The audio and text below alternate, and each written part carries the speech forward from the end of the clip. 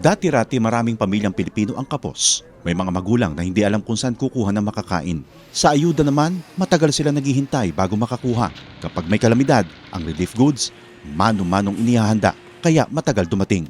Ng ating walang gutom program. Kaya malinaw ang utos ni Pangulong Ferdinand Marcos Jr. Ilapit ang tulong, pabilisin ng serbisyo, siguraduhin may nakakain ang bawat pamilyang Pilipino. Direktiba ng ating Pangulo, siguraduhin dapat una wala ng pamilyang Pilipino na nagugutom para maging bahagi sila ng productive workforce. Nitong nakaraang linggo, personal na sinuri ng Pangulo ang pagpapatupad nito.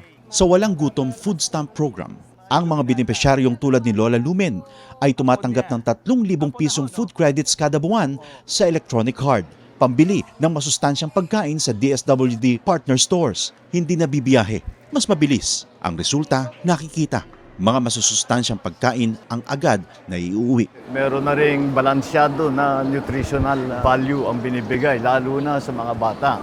Sa 4Ps o Pantawid Pamilyang Pilipino program, pinadali na rin ang pagkuha ng ayuda. Kung dati oras ang ginugugol sa biyahe, ngayon nasa cellphone na. Mas diretso, mas sigurado. These are the underserved areas. Walang branch ng bangko. Lahat ginagawa natin para maging madali para sa kanila, makuha nila yung mga cash benefit nila.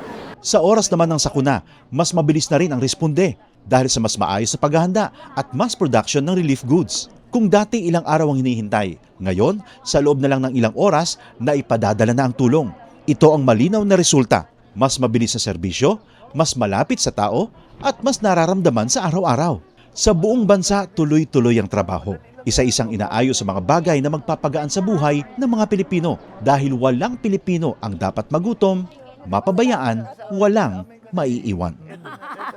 Salamat, President. Salamat.